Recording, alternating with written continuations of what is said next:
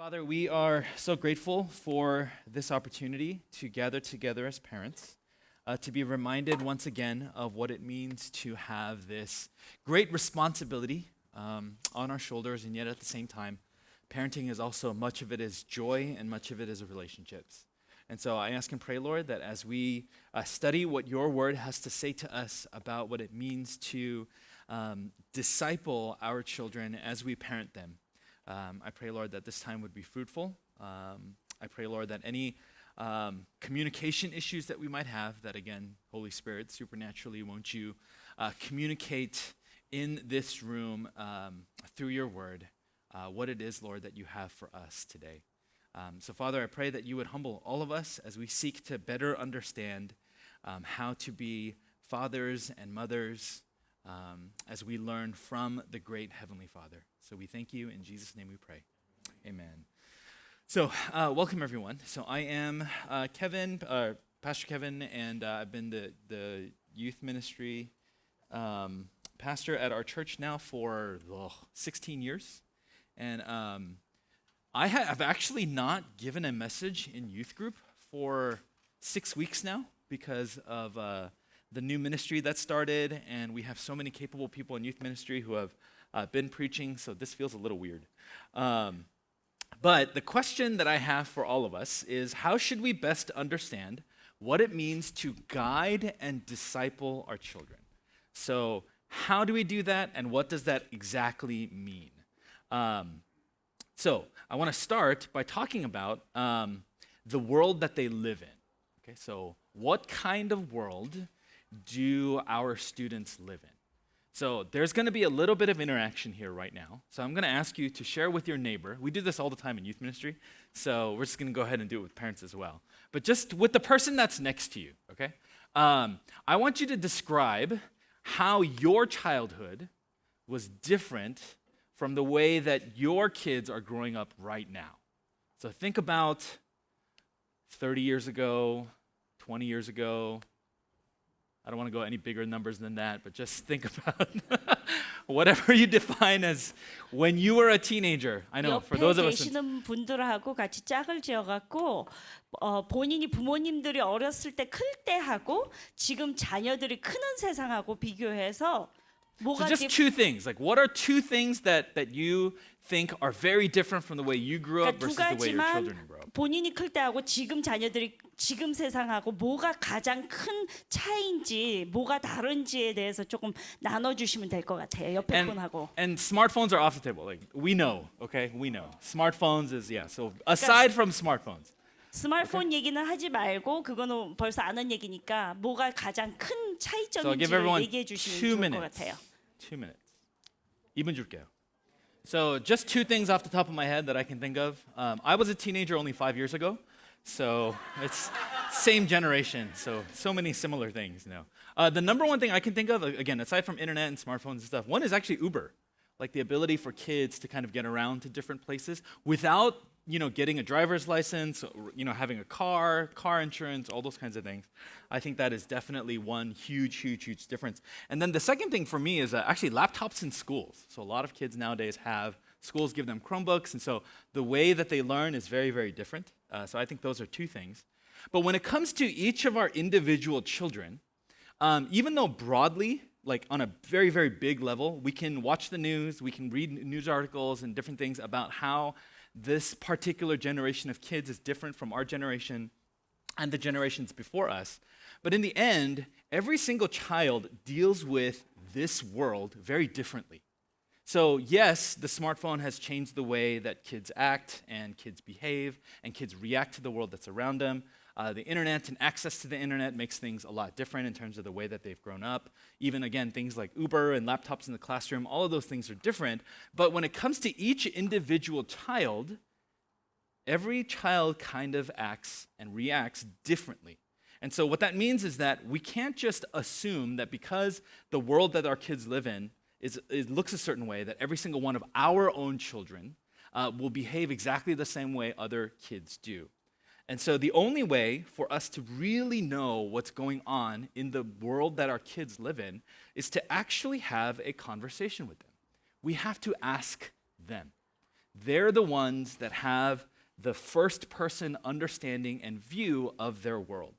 And so without conversation and communication, we can never really truly know how to guide them best. And that's the problem, right? So the older a student gets, generally speaking, especially when they head into the teenage years and hair starts to grow on their bodies and the boys start to smell, things happen. The relationship begins to change, and then all of a sudden, where we used to be able to talk to them really well and we used to be able to have easy conversations, those things now start to change and it gets more difficult.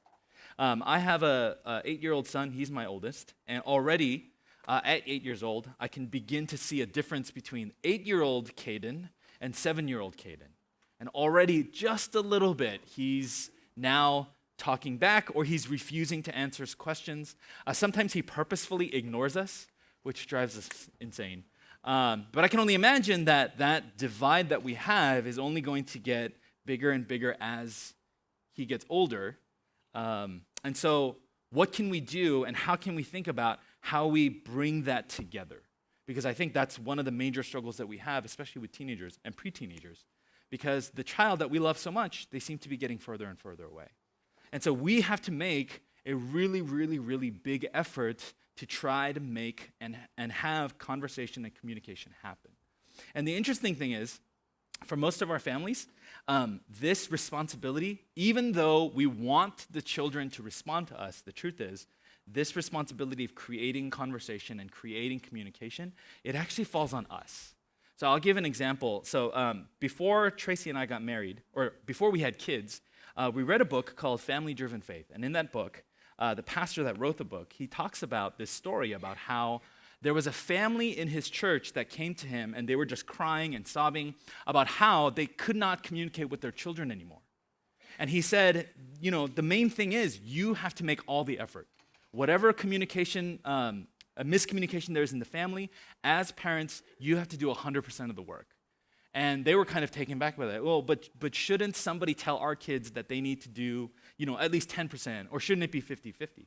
And he basically said that for a lot of families, the way that the kids grow up in the house is when they're little kids, they constantly want to talk to mom and dad, right? So if you have right now, if you have younger kids in the house, so we have a 3-year-old, a 6-year-old, and an 8-year-old. And the 3-year-old, I mean, you know, every 5 minutes, just mommy, mommy, mommy, mommy, mommy, mommy, mommy, and then it stops because he's in the bathroom. And then he comes out of the bathroom, and it's mommy, mommy, mommy, and it's 밥 먹어.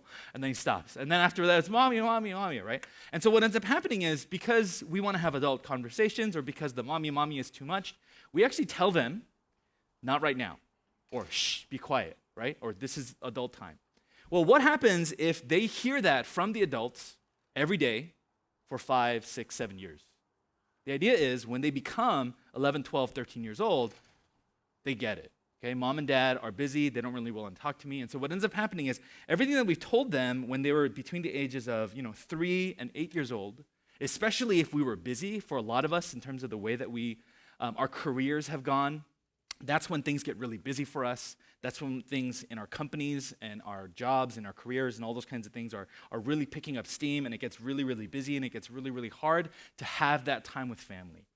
But in the end, what we need to understand is that when it comes to communication, when it comes to preteen communication specifically, we have to make all of the effort. And what's interesting is this is actually God's primary approach to us. God actually does this for us.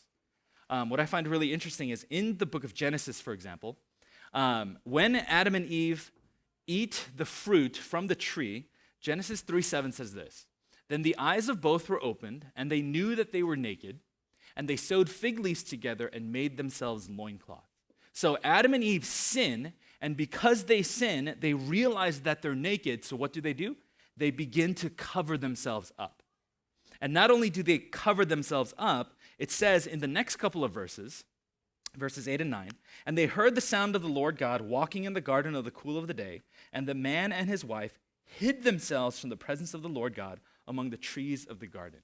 So what sin does to Adam and Eve is it makes them want to run away from God. Now, who broke the relationship? Who's the one that broke the commandment, it's Adam and Eve. They're the ones that broke the communication. They're the ones that broke the relationship between God. But who ends up hiding? Adam and Eve end up hiding, and it's God that searches for them. And then God approaches them in verse 9 with a question. But the Lord God called to the man and said to him, "Where are you?" And the interesting thing is, God knows exactly where they are. He knows exactly where they are. He knows exactly what they're doing. He knows what they've actually done. God's heart is broken. God's world, this perfect world that he's created, Adam and Eve have come in and they've messed up everything. But God still comes to them and he still asks them this question, where are you? He asks them to identify where they are. And what's interesting is Psalm 7, verse 11 actually tells us God is a righteous judge and a God who feels indignation every day. That's anger because of all of the sin that's happening. So even when God comes to Adam and Eve, even though he is angry over the fact that sin has broken the world, what ends up happening is God comes to them in asking question, in wanting relationship. Because when you ask a question, what are you expecting? You're expecting the other person to respond. And even if they don't respond, the idea is the more questions you ask, what are you communicating to the person that you're asking? Is I want to have a relationship with you. I want to know who you are. I want to know your thoughts. And this happens even after Genesis chapter 3 and Genesis 4 as well. So when Cain and Abel have their sacrifices before God, Cain is angry because Cain's offering is not taken. So it says in verse 4, "And Abel also brought of the firstborn of his flock and of their fat portions. And the Lord had regard for Abel and his offering. But for Cain and his offering he had no regard. So Cain was very angry and his face fell." Verse 6, "The Lord said to Cain, 'Why are you angry, and why has your face fallen? If you do well, will you not be accepted? And if you do not do well, sin is crouching at the door. Its desire is contrary to you, but you must rule over it.'" And in everything that God says to Cain, notice the majority of what he's saying is actually a question. He's asking Cain, what is in your heart? What is happening in your life? This is the reason why God does this is to show us as parents, this is primarily what our relationship with our children need to be as natural communication now begins to stop. So when our students and our children become pre-teenagers and teenagers, the natural conversations that used to happen when they were children, those things aren't happening anymore. And so our strategy has to shift. And we have to do what God does for us, which is then to come and ask lots and lots of questions. Now, the questions that God is asking, obviously, for Cain and Abel, or for Cain specifically, is about what is the current situation. But notice that he's trying to understand what is at the heart of what Cain is thinking and what he's going through. So this is not questions that are intended to make Cain feel bad. These are questions to help Cain process through what's happening in his heart. And so I think it's important for us as parents to also understand that we have the ability to do this. We can actually help our children throughout their weeks and throughout their days and throughout their teenage years by actually asking good questions. Asking them good questions will help them think about things that they don't normally think about. So for example, when it comes to church attendance, so when our kids come to church, after the kids' church services are done, and so if you have older teenagers, this applies, but especially if you have kids in the kids' church age, when they're done with their service and when everything in Sunday service is all done, and they come to you after Sunday, what question do you ask them about church? What questions do you ask them about church? Most of the time, I feel like a lot of parents at our church, they ask the question, did you have fun at church? Which is a good question to ask because we definitely want to make sure that our kids like coming to church. But what ends up happening is if the only question that we ask our kids after they come out from church is, did you have fun at church? What are we communicating to them about what church is supposed to be like? Then we're communicating to them that church is primarily a place where you're supposed to have fun. And so the moment that church stops being fun, well, then there's a problem. Because by asking that question, we are also teaching our children what it means to be at church. And so what are better questions that we can ask about what their experiences were like after church? We can ask them, what did you learn about God? Did you make a new friend today? Did you learn from your small group teacher today? What did Pastor Tim or what did Pastor Sumi or what did Pastor April say about, what was in the Bible today? The Gospel Project that we're doing right now in our elementary departments and now in junior high and high school makes it really easy for us to talk about the whole storyline of the Bible. And so we can actually ask our kids, what did you learn last week? How did it connect to what you learned this week? The main point of the Gospel Project is to show how Jesus is in every single part of Scripture. And so we can ask questions like, how did you see Jesus today? See, those are the types of questions that actually our kids aren't normally being asked those types of things. They don't ask that to each other, right? And so for us as parents to ask them questions, good questions, it helps them think about things better, and it communicates to our kids also the very things that we want them to understand about their church experience. So this applies to school. So when they're done with school, what are the types of questions that we're asking them about their school experience? And what I found is that when your teenager especially is done with school, very rarely do they want to sit down and have a conversation with us because they just went through, 6 periods of class. They have all this homework. Some of them do after-school programs and all sorts of different things. And so by the time you get them, they are tired, they are exhausted. Some of them may have had a bad day. Some of them may have had whatever. But I think one of the things that we can do to kind of help them understand that we care for them is not to ask them about necessarily the things that they've done, but actually to talk about their emotions and how they're feeling.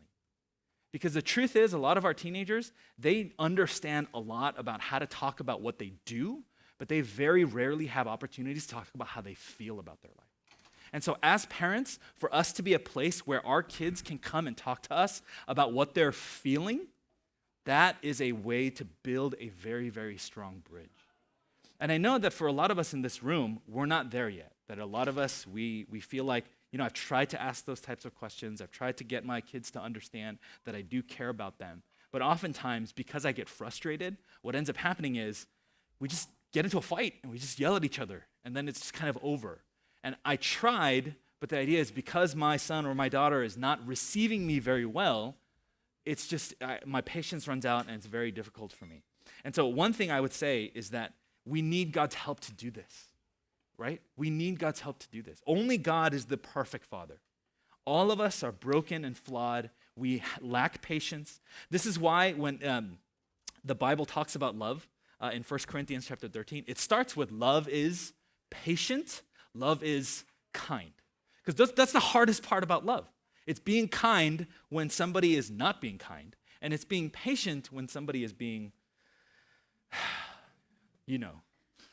the way that sometimes our kids act towards us. And so we need God's help to do this.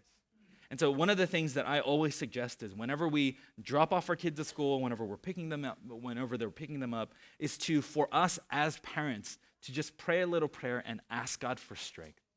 Especially if right now things are tense between mother and daughter, father and son. I think asking the Lord to help us to have patience is key for all of these types of things. Because today, or maybe Monday, you ask them, how did you feel about today? They're like, it's fine, whatever. And just kind of go to the room, close the door, and then that's it.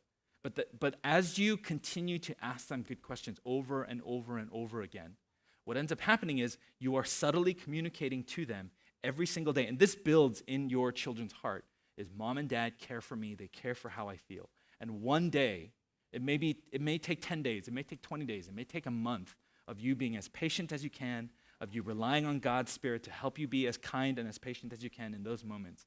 But the idea is it will all be worth it when that one moment comes and your son or your daughter is able to explain to you what's been going on in their life. Because deep down, I believe that that's what they really desperately want to do. And that's what we're trying to do in our youth ministry. That's what we're trying to do. That's what we're trying to provide. We want to help our students to understand that we are here to listen to them. We are here to ask them good questions to help them process through their life.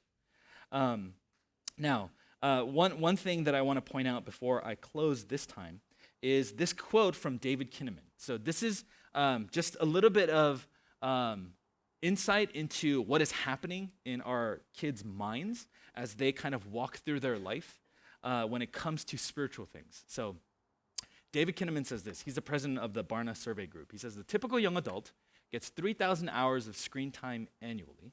And then he says spiritual content, so that means spiritual content that they get either from church or actually on screen as well. Spiritual content makes up for 291 hours of input. And he says, we are doing dial-up ministry in a Wi-Fi world.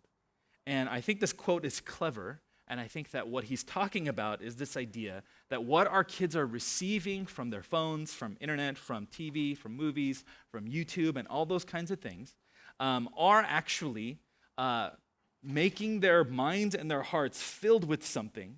And so therefore, when we come with spiritual things, it's hard for them to receive that and understand what to do with that. And so for us to ask good questions, actually, is we help them process through what is in their heart and what is in their mind. And as those things begin to get cleared out, we as parents, by asking good questions, we're now clearing up that space for them to now think about broader and bigger things that lead to thinking about spiritual things. For example, if your students are constantly busy all the time, and their entire schedule all the time is filled with things, the idea is they don't have moments to stop, rest, and think about God. Because busyness is actually the opposite of how you have a good spiritual life. We need moments of quiet, we need moments of thinking, we need moments of processing. That's how we have a healthy spiritual life. But the truth is, because of our screens, and this goes for us as parents as well. I mean, we have less free time than we did 2 decades ago, just as a society and as a whole, because there's so much content out there. There's so many things that are constantly speaking to us, constantly being told to us about what we need and what we should have. And the idea is when you have a great conversation with somebody, when you stand in front of another person and you actually talk to them, what ends up happening is the busyness just kind of begins to fade away. And we begin to make space in each other's hearts to talk about bigger picture things and not just the tiny little details of the things that we have to do. And this is why conversations are so important. There's many strategies for how we can create these types of environments and how we can do these types of things. And over the course of hopefully the book study that we're going to be involved with, we'll be able to talk about some of those things. But I think the main thing that I would love for every parent here to understand is that we have the ability to work against this, and God has given to us the example for how we do this. And what it really comes down to is patiently and kindly asking our kids lots and lots and lots of questions about how they're feeling, about how they're doing. Because as we ask them questions, we are opening ourselves to relationship with them. And even though it doesn't feel that way now, over time, that will begin to take the walls of their heart and will begin to move them down. And this time is crucial because a lot of us, we want to send our kids to the most prestigious colleges in the world. And even though UCLA is right around the corner and it's the most prestigious college in the world, I went there, just joking. But the truth is, right now, before they go off to college, before they have that independent lifestyle, the idea is this time that we have is very crucial. It's really, really important because we are setting up foundations for the rest of their life, actually, in terms of how we're going to communicate with them. And so I'm going to go ahead and close this time with prayer, and then I'm going to ask Kate Stein to come up. Father, we thank you again for this time. Father, I pray that you would help us spiritually to process through what it means to ask good questions of our sons and our daughters, to really want to learn and know what's in their heart, that you would make us less busy so that we can make space for these types of conversations. But Father, give us patience. Give us a heart that's kind towards our children. Help us to recognize and understand that in the same way that you are patient and kind with us, you call us to give that same patience and kindness to our children as well. And God, it's really hard. It's really, really difficult. But through your Holy Spirit, we know that you can bring dead hearts to life. And if you can bring dead hearts to life, then surely you can breathe patience and kindness in our hearts towards our children whom we love so much. And I pray, Lord, that you would fill our families with conversation. You would fill our families with opportunities to ask good questions and to know one another in ways that we haven't before. And I pray, Lord, that you would give us a boldness to be able to do this well and to do this with passion. In Jesus' name we pray. Amen.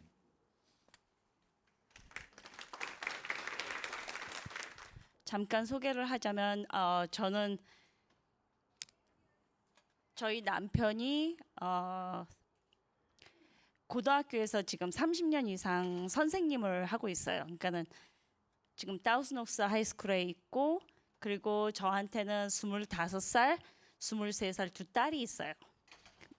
그리고 저희가 우리 교회 와갖고 그 봐, 위에 올라오니까 떨리잖아.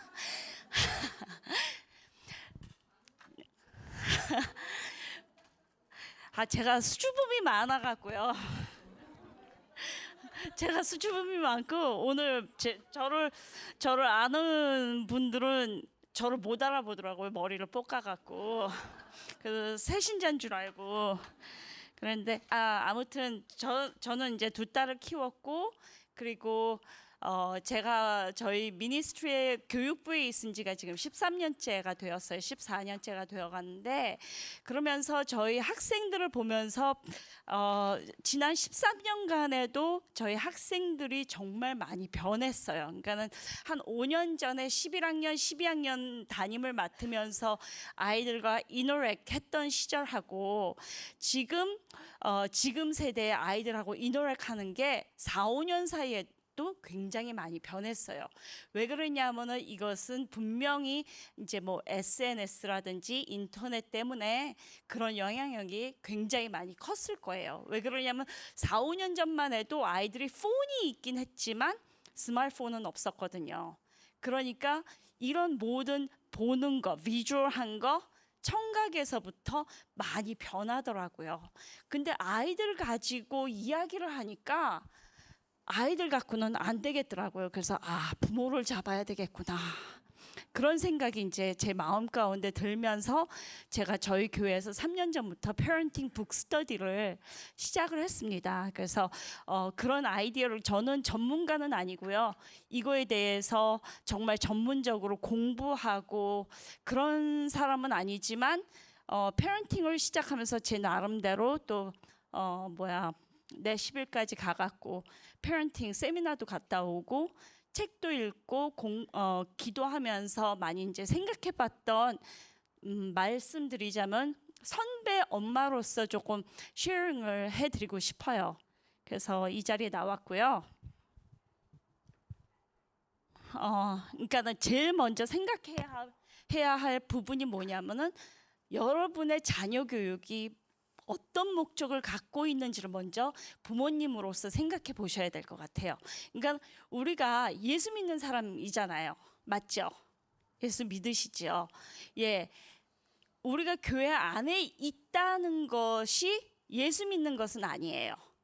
정말 우리가 성령으로 거듭남으로 말미암아 내가 주인이 아니고 예수님을 주인으로 삼은 사람을 예수 믿는 사람이라고 얘기하죠.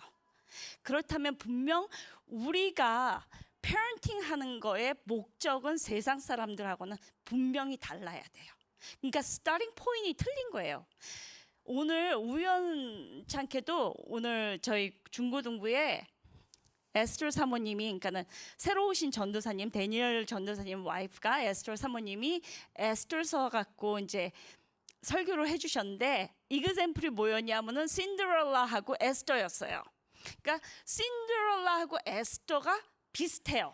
신데렐라도 엄마가 죽고 계모 밑에서 hard life를 살았고 에스더는 orphan이었어요. 고아였어요. 그래갖고 cousin 모리카이한테 의해서 키워졌어요. 그렇죠?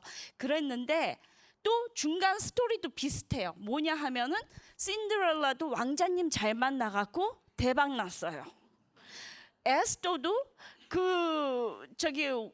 왕비가 디소베이 하면서 그 왕비의 자리가 남으로 말미암아 느닷없이 왕비가 됐어요. 에스더도. 그런데 신데렐라와 에스더의 빅 디퍼런스 뭐냐 하면은 퍼포스가 있었고 이쪽은 퍼포스가 없었어요. 신데렐라는 그냥 잘 먹고 잘 살았더라로 끝나요. 근데 에스더서에서 에스더는 퍼포스가 있어요. 그 자리에 가 있는 그 퍼포스를 에스더는 알고 있었어요. 그래갖고 에스더는 그 왕비의 자리에서 자기 라이프를 리스크하지 않고 컴포트 존에 있어도 됐는데 자기 백성을 구하려고 하는 자기 목숨을 내놓는 목숨을 내놓고 구하려고 하는 펄퍼스를 가지고 있었어요. 그게 크리스찬과 세상의 부모의 디퍼런스라고 저는 생각해요. 그러니까 세상의 부모는 자녀를 잘 키워갖고 세상적으로 잘 먹고 잘 살고 성공하면 끝이에요. 왜냐하면 그들의 삶은 모든 것이 이 땅에서 끝나는 거니까요. 그렇죠?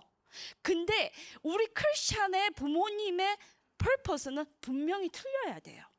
우리의 purpose는요, 우리 자녀들한테 이터니티를 주는 거예요.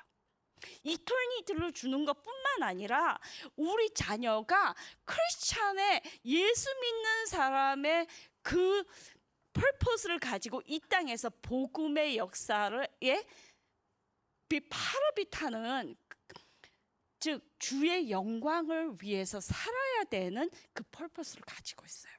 그런데 우리 부모님들이 oftentimes 그 purpose를 잊어버리고 세상의 것으로 남들 살아가는 것처럼 자녀를 키워요. 그런 부분부터 우리 예수 믿는 사람은 다시 한번 생각해보고, 만약에 그 purpose를 가지고 우리 자녀를 기르지 않으셨다면 회개하셔야 돼요. 정말 우리 모두는 그러니까는 이런 거죠. 세상 속에 살다가 보니까 세상 것을 많이 듣고 봐요. 그러다가 보면 사실은 우리한테 문제는 뭐냐 하면은 몰라서 못 가르치는 것이 아니라 너무 많은 인포메이션이 있기 때문에 헷갈려요. 자꾸. 그러니까 자꾸 우리가 일로 가다가 누가 뭐라 그러면 일로 가서 일로 가는 거예요. 그러니까 내가 가야 할 목적은 저쪽인데 살다가 보니까 너무 많은 인포메이션에 홍수에 살다가 보니까 가는 디렉션을 잃어버리고 자꾸 누가 치면 일로 가고 가다가 또 아니래 그럼 또 절로 가고 그러다가 보면 end up being at the wrong place라는 거예요. 그래서 우리가 먼저 어떤 purpose를 가지고 자녀 교육을 해야 되냐부터가 starting point이 되어야 될 것 같아요. 그러니까 자녀 교육하면 뭐 에베소서에 나오는 너희 자녀들이 뭐 부모한테 순종하게 해라 뭐 이런 말씀 갖고 하는데, 저는 여러분한테 제가 이제 여기에 제 페런팅 클래스를 몇 번씩 했던 분들이 많이 보이는데 배웠다시피 우리의 purpose는 뭐가 되냐 하면은 마태복음 28장 19절 20절에 나오는 제자 삼기예요. 너희는 가서 제자 삼어라 하는 주님의 마지막 명령의 그 purpose를 가지고 자녀 교육을, 그러니까는 내가 먼저 제자가 되어야 되겠죠. 예수님의 제자는 먼저 자기가 알아야 돼요. 주님이 무엇을 원하는지 내가 먼저 먹고 알아야 돼요. 마치 우리가 비행기 타면 그 비상시에 뭐 해야 될지 교육받잖아요. 이렇게 비행기 타면 그러면 뭐예요? 먼저 자녀가 있는 사람은 자기가 먼저 이거를 껴야 되잖아요. 왜냐하면 내가 먼저 산 다음에 내가 자녀를 take care 할 수 있기 때문에 먼저 그렇게 하는 거거든요. 그러니까 우리가 먼저 하나님의 말씀으로 부모가 매일 equip 돼야 돼요. 그러니까는 왜 우리 흔하게 설교 들으면은 성경에서 가장 중요한 게 뭐냐? 그럼 기도와 말씀 우리 너무너무 잘 듣는데 사실은 많은 경우에 기도와 말씀으로 자녀를 잘 못 키우고 있죠. 그냥 기도를 하는데 그냥 randomly 그냥 루틴적인 기도를 한다든지 아니면 그냥 하나님 오늘도 우리 아이가 학교에 가서 공부 잘하게 해주시고 선생님 말씀 잘 듣게 해주시고 다른 아이들하고 싸우지 않게 해주시고 뭐 이런 좀 루틴된 기도를 많이 하잖아요. 근데 그거에서부터 우리가 내 자녀 교육의 모티베이션이 무엇인지를 먼저 생각해 보셨으면 좋겠어요. 그러니까는 자녀를 교육하는 데 있어서 이 모티베이션, 동기부여는 너무나도 중요해요. 그러니까 자녀한테 so and so 너 이거 이렇게 해야지. 그런데 그 모티베이션, 내 자녀를 그쪽으로 디렉션으로 푸시하는 나의 동기부여가 무엇이냐는 먼저는 나도 알고 느끼는, 그러니까 내 자녀도 내 말투와 그 톤 오브 보이스에서 다 느껴요. 그리고 어디서 아냐면요, 엄마 아빠가 한 말에 대해서 앞으로 있을 그 선택, 엄마 아빠가 메이크하는 그 선택에서 그것을 느껴요. 그러니까 예를 들어서 이런 거예요. 네가 열심히 공부해갖고 하나님의 영광을 위해서 쓰임 받아야지. 그러니까 지금 공부해. 그렇게 얘기를 했어요. 얘기를 했는데 하나님의 영광을 위해서 네가 열심히 공부해야지 하고 하나님을 써먹었단 말이에요. 근데 나의 초이스가 만약에 아이가 시험이 이제 커밍업해. 그러면 오늘은 교회 가지 말고 시험 공부해. 그럼 이게 안 맞죠. 하나님의 영광을 위해서 네가 열심히 공부해야지 하고 가르쳤단 말이에요. 근데 나의 초이스는 하나도 하나님의 영광이 아니야. 부모가, 그러니까 아이가 봤을 때 엄마 아빠가 하는 초이스는, 그러면 그 말에 신뢰가 갈까요, 안 갈까요? 안 가겠죠. 예, 그게 내가 오늘 어떤 초이스, 작은 거 큰 거에 어떤 초이스를 메이크하느냐를 우리 자녀들은 다 보고 느껴요. 그렇기 때문에 티네이저가 되면은 어렸을 땐 말 안 해요. 왜냐하면 본인이 어리고 말을 어떻게 해야 될지 모르고 아직 약한 상태이기 때문에 말을 안 해요. 근데 유독이 크리스찬인데도 자녀가 티네이저에 가갖고 유독이 사춘기를 힘들게 겪는 자녀들이 있어요. 물론 그거는 아이들의 성향과 성품이 조금 틀려서 디퍼런스는 있어요.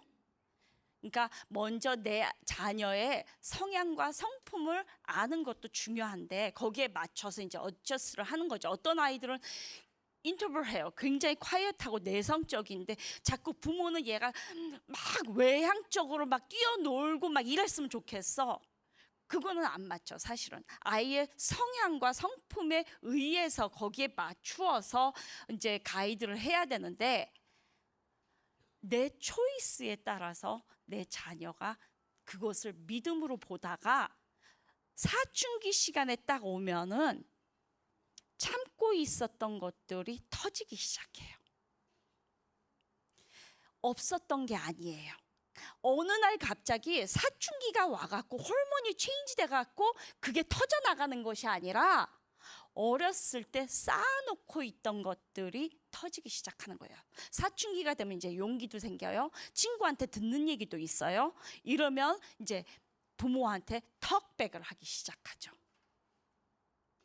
그러면 이제 거기서는 아웃 오브 컨트롤이 돼버려요. 그러니까 여기에 모인 부모님들 가운데 자녀가 어릴수록 지금부터 훈련하셔야 돼요. 신앙은 훈련이에요. 하루아침에 되어지지 않아요. 내 자신부터가 먼저 훈련해야 되고 그 훈련된 내가, 디사이플된 내가 디사이플을 만드는 거예요. 오케이. 크리스천의 자녀 교육에 있어서 가장 빠져서는 안 될 것, the beginning이 뭐냐면 죄예요. 죄에 대해서 어떻게 설명을 하실 수 있습니까? 우리 스몰 그룹에 이제 저희 아이들을 이제 스몰 그룹을 하다가 보면은 저는 죄에 대해서 우리 스몰 그룹의 아이들한테 많이 이야기를 해요. 왜냐하면 죄에 대해서 알아야 은혜를 구해요. 죄가 없었더라면 주님이 이 땅에 오실 필요가 없었어요. 죄 때문에 주님이 오신 거거든요. 죄 문제 해결해 주시려고요. 근데 우리 자녀들한테 죄가 뭐야 하고 물어보면 something that we do against God 이렇게 대답해요. 그러니까는 우리가 하나님의 반해서 내가 잘못하는 거. 맞는 말이에요. 근데 정확한 답은 아니에요. 왜냐하면 자꾸 우리가 something we do에다가 포커스를 하면요. 그러면 우리는 뭘만 하고 다를 게 없어요. 왜냐하면 구원은 우리가 이루어내면 되니까. do로. 내가 열심히 신앙생활 잘하고 열심히 착하게 살고 열심히 돕고 이래갖고 내가 구원을 이루면 되니까. 그리고 자꾸 do에다가 포커스 하면은 무슨 결과가 나오냐면은 내가 중심인 거예요. 우리는 철저하게 신본주의가 되어야지 하나님 중심이 되어야지 인본주의가 되면 안 돼요. 근데 인본주의가 되면 내가 너무 중요한 거야. 내가 무슨 일을 하고 있고, 내가 무슨 어떤 일을 안 하고 있고, 내가 누구를 설바하고 뭐 선교를 나가고 자꾸 내가 중심이 되어 버리면 주님이 오실 필요가 없죠. 그렇죠? 내가 다 이루면 되는데 뭐. 안 그러게. 그러니까 우리는 부모님으로서 우리 자녀들한테 자꾸 보여주어야 될 것이 죄의 속성이에요. 그러니까 우리 자녀들이 하는 행동들은 그 행동 자체가 나쁜 것이 아니라 그 마음 가운데 있는 죄 때문에 그 나쁜 행동이 나오는 거예요. 그래서 우리 전도사님이 말씀하신 것처럼 굿 퀘스천을 자꾸 물어보라는 거예요. 그래야 이런 훈련이 돼요. 처음부터 되진 않아요, 이것도. 그러니까는 맨날 How was your day? It was good. 이랬던 애가 갑자기 엄마 오늘은 말이지 이렇게 안 변한다고요. 그러니까는 day after day after day 내 자신 역시도 good question, 좋은 질문을 하는 훈련을 해요. 그러니까 오늘 어땠어? It was good. 그러면 이럴 때는 it was good. 그러면은 이럴 때는 어떤 대답을 하냐면 what do you mean by good? 무엇이 좋았는데? 하고 또 한 번의 퀘스천을 던질 수 있죠. 네가 좋다라는 뜻의 그것은 무엇인데? 하고 또 물어볼 수 있죠.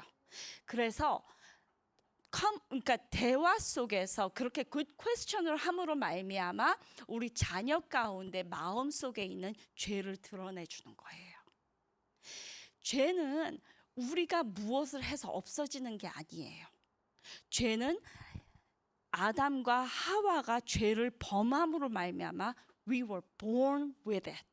저는 이것을 우리 스몰 그룹 아이들한테 어떻게 설명을 하냐면은 우리가 마이클 잭슨을 제일 이그샘플로 써요. 흑인으로 태어났어. 흑인으로 태어났는데 내가 흑인인 게 너무 싫은 거야. 그래서 자꾸 주사를 맞고 서저리를 해서 백으로 만들어. 그렇다고 정말 백인이 됐습니까? 아니죠. 왜? 흑인으로 그 루트가 흑인으로 태어났기 때문에 내가 뭘 자꾸 체인지를 한다 그래도 그 루트는 흑인이에요.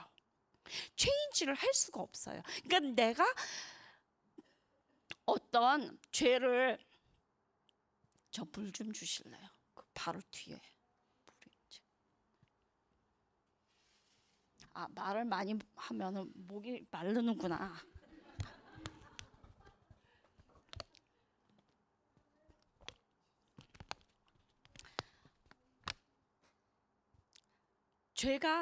내가 어떤 초이스에 의해서 죄를 짓는 것은 consequences만 따라요. 내가 초이스에서 지은 죄에 대해서는 해결할 방법이 있어요. 뭐 제일에 가서 몇 년 살든지 남의 거를 훔쳤대든지 뭐 그랬을 때 그런 consequences가 있죠. 그리고 공부를 안 했으면 D나 F 받는 consequences가 있어요. 그건 내가 열심히 공부하면 체인지가 될 수 있어요. 근데 내가 갖고 태어난 것은 내가 체인지를 할 수가 없어요. 왜냐하면 그 루트가 내가 갖고 태어났으니까 그게 죄예요. 그래서 주님이 오셨어요. 왜? 우리가 해결 못하니까. 우리가 해결 못하니까. 그 문제부터 다뤄주셔야 돼요. 자녀하고. 왜 주님이 오셨는지. 죄에 대해서. 그래야 죄의 깊이를 아는 사람일수록 나를 구원하실 이는 하나님밖에 없다고 은혜를 구하기 시작해요. 근데 자꾸 우리는 부모로서 두의 포커스를 두다가 보니까 자녀 행동하는 것만 자꾸 픽스하려고 그래요. 근데 잠깐은 픽스가 돼요. 어떻게? 리워딩으로. 너가 요번에 이렇게 하면 엄마가 뭐 사줄게. 원하는 거 사주는 걸 프로미스 해요. 그리고 아니면 트레이닝을 하죠. 너 이놈의 자식 이렇게 하면은 그냥 두드려 팰 거야. 이러고 트레이닝 해요. 그쵸? 아니면은 뭘 뺏어요. 좋아하는 걸 뺏어. 이런 식으로 그건 잠깐 픽스가 돼요.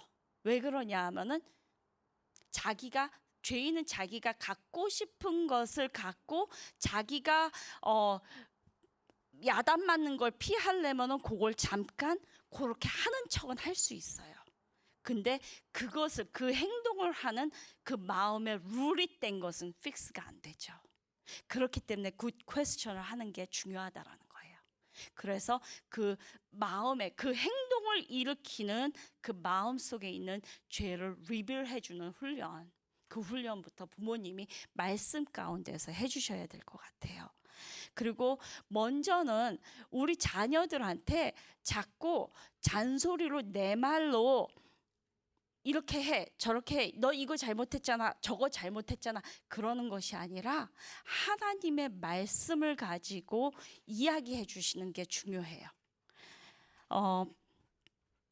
여기서 한 가지 말씀드리고 싶은 것이 뭐냐면, 이게 너무 분량이 너무 많아갖고 제가 얼만큼 커버할지는 모르겠지만, 아무튼 오늘 한 다음에 제가 퀘스천이 있으면은 퀘스천을 써주시면은 전도사님하고 의논해갖고 다음번에 이런 자리를 다시 한번 만들어서 그 퀘스천에 대해서 이렇게 앤서를 해주는 시간도 가지려고 하는데, 한 가지 디바이스요, 일렉트릭 디바이스.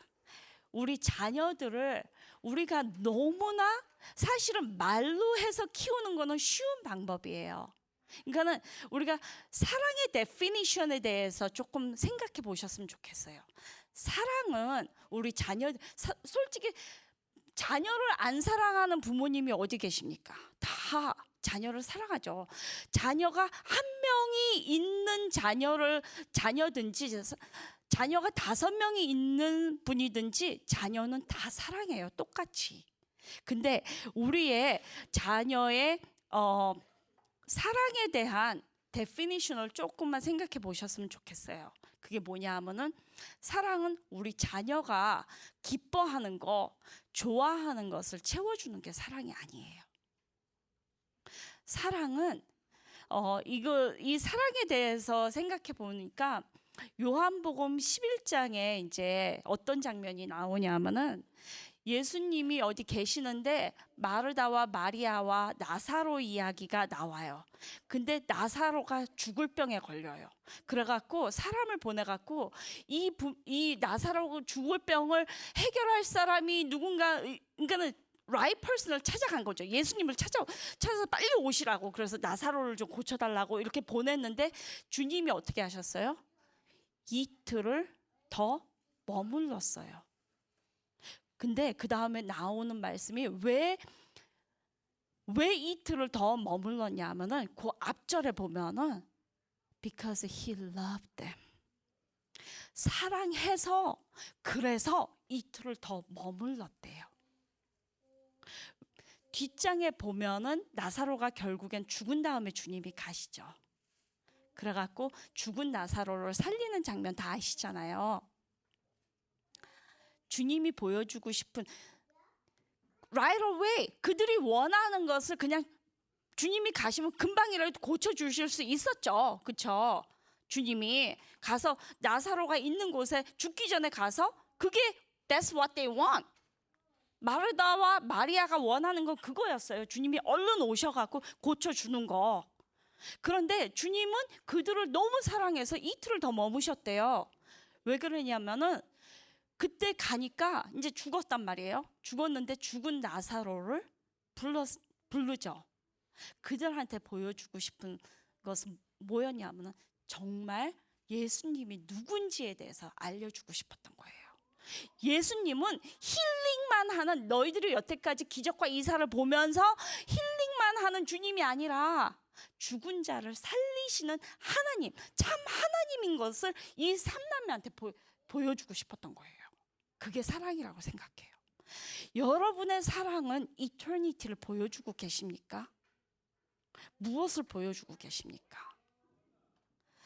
이 사랑에 의해서, 그러니까는 때로는 다 줄 수 있어요. 요즘 세상에 사실은 밥 굶는 사람 없잖아요.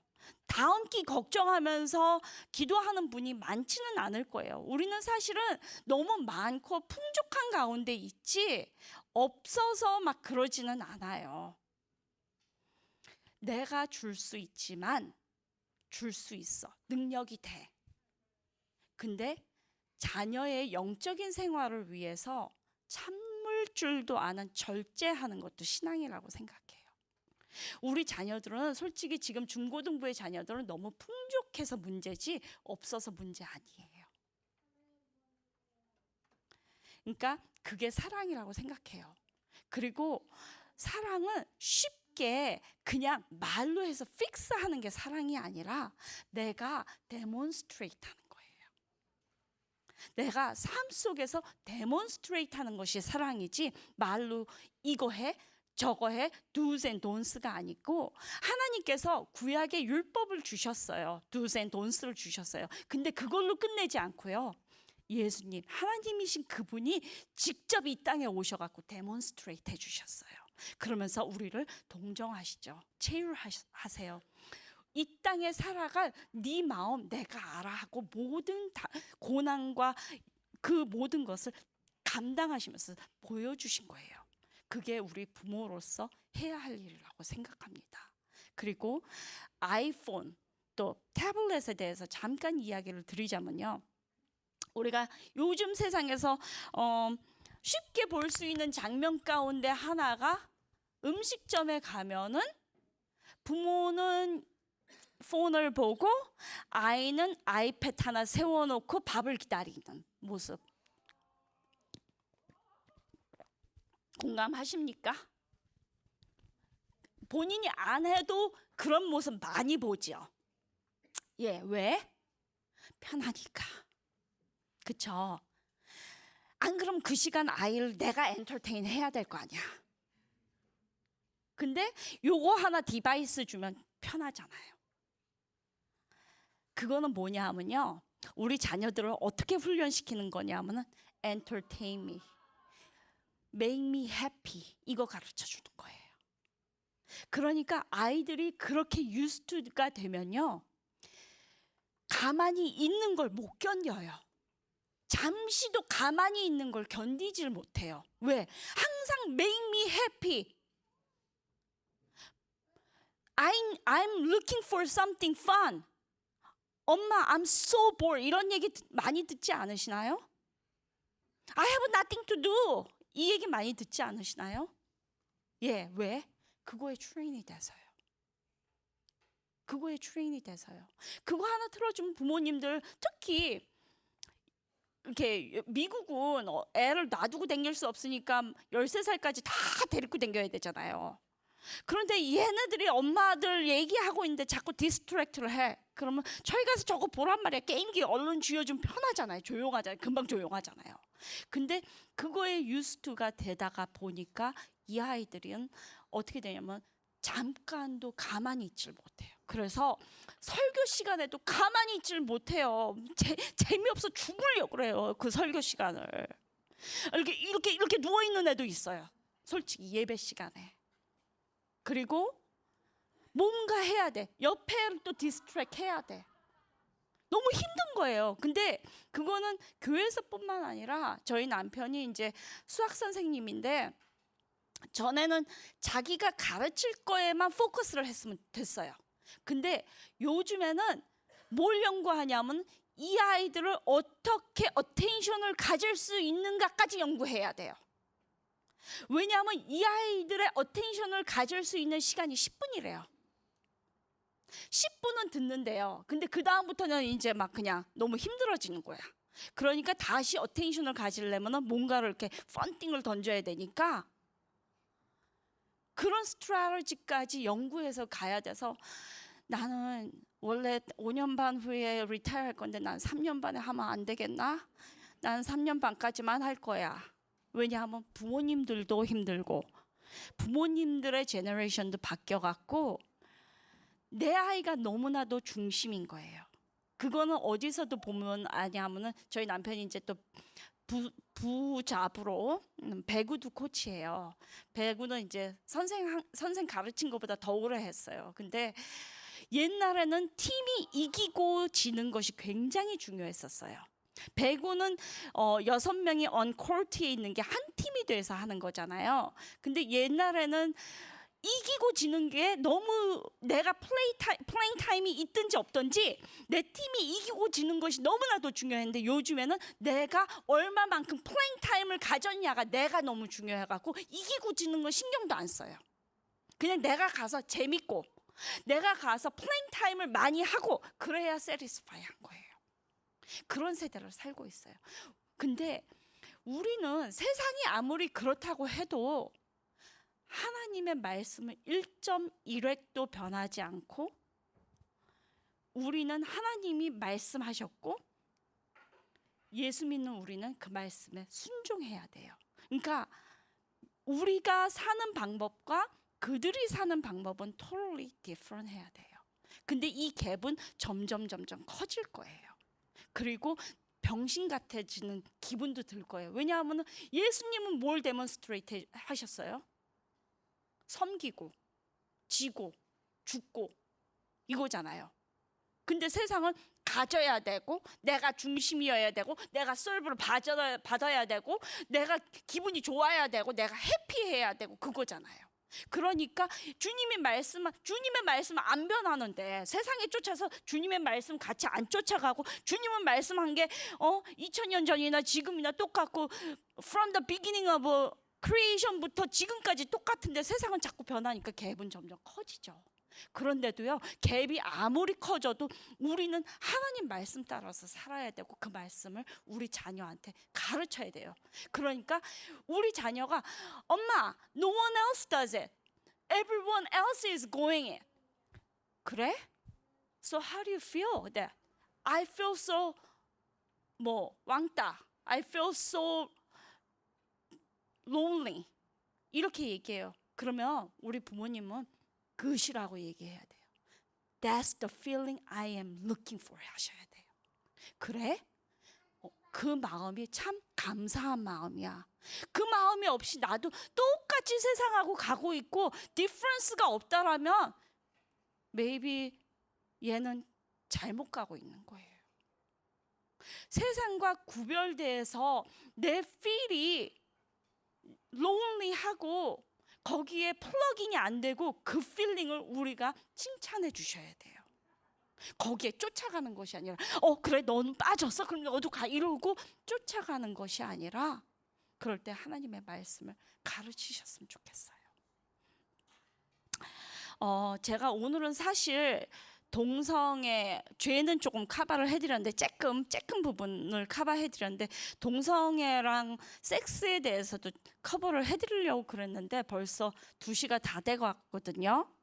그래서 성교육을 잠깐만 이렇게 briefly 말씀드리자면은 가정에서 성교육을 시키지 않는다면 우리 아이들한테 섹스에 대해서 이야기하는 게 너무 awkward하고 우리 아이 너무 어린데 아니요.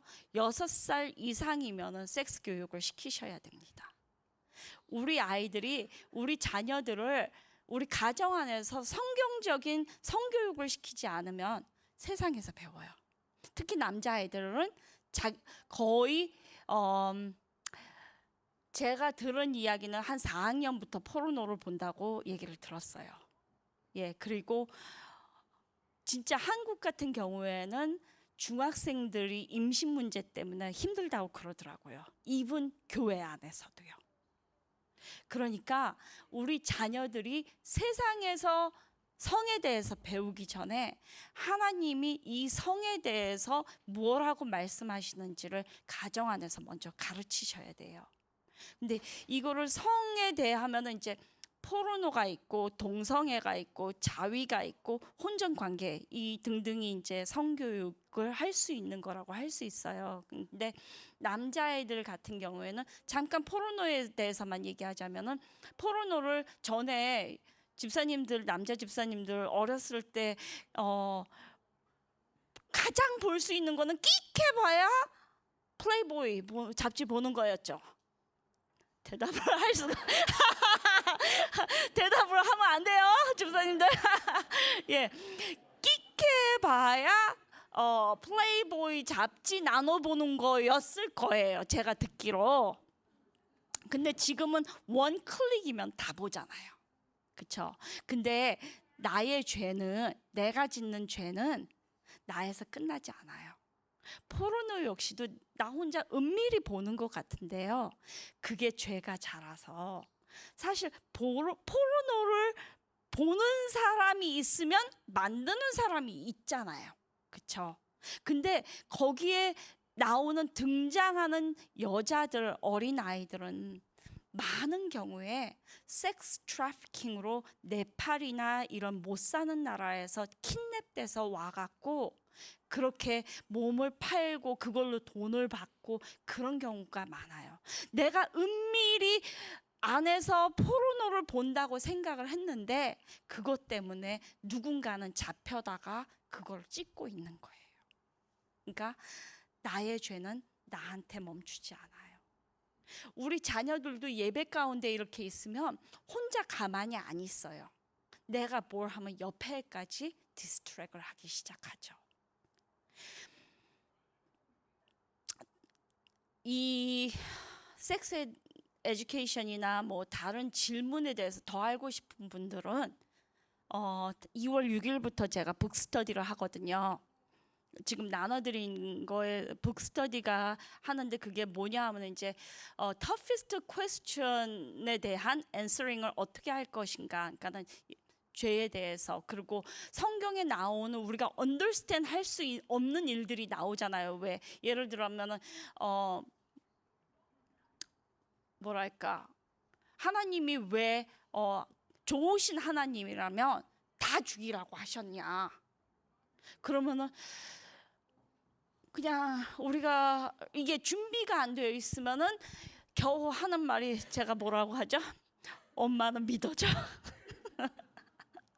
예, 우리가 끽해봐야 잘하는 대답은 엄마는 믿어줘. 이걸로 이제 뭉개는데 그러지 마시고 우리가 우리 차일훗을 생각을 하면은 크게 디스트랙션이 없었어요. 그러니까 우리 자녀들이 조금 개구장이들도 있고 뭐 조금 건너간 애들도 있고 제가 중학교 때 가장 빗나가는 아이들은 씀뜸이 뭐였냐면 옆가름마에서 앞가름마로 타기 시작했어요. 그러면은 이제 앞가름마를 타면 쟤 날라리의 길로 들어섰구나. 이제 근데 그게 끼기였어요. 근데 자꾸 우리 부모님들은 자신의 어렸을 때를 생각하면서 he will be okay라고 그냥 막연히 생각해요.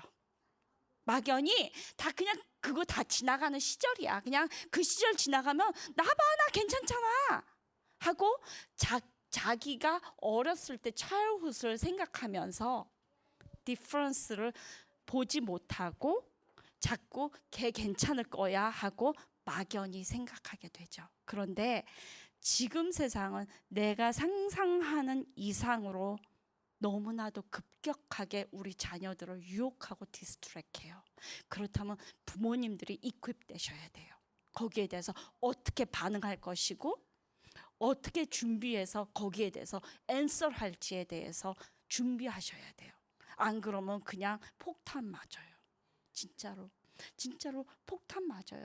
우리 자녀들 이제 예배 가운데 보면은 우리의 수준이 얼만큼 내려갔냐면은 예전에는 우리 자녀들이 리트릿을 가게 되면은 하나님 우리 아이 하나님 은혜 많이 받게 해주세요 하는 기도들이 참 많았어요. 우리 아이 은혜 많이 받게 해주셔서 하나님의 자녀로 그렇게 크게 해주. 그런데 요즘에는 어느 정도로 수준이 내려왔냐면 그냥 리트릿 간 것만 해도 I am so thankful 이런 부모님들도 계세요. 그러니까 왜냐하면 그거는 수준이 그 낮아진 자체가 그거보다는 우리 자녀들한테 너무나도 많은 것들이 가득 차서 그 머리에 They have no room for Jesus. 주님을 위해서 룸이 없어요. 우리 아이들 보면은 어렸을 때부터 교회에서 자랐기 때문에 예수님이 누구냐고 보면 다다다다다다 나와요. 그런데 그 예수님이 너한테 personally 어떤 예수님이냐고 그러면 I don't know. 아니면 대답을 안 해요. 왜? personally 만난 적이 없으니까요. 그죠? 근데 중고등부 정도 오면은 personally 만나는 시기예요, 사실은. 그러니까 우리의 bar을 조금만 높입시다.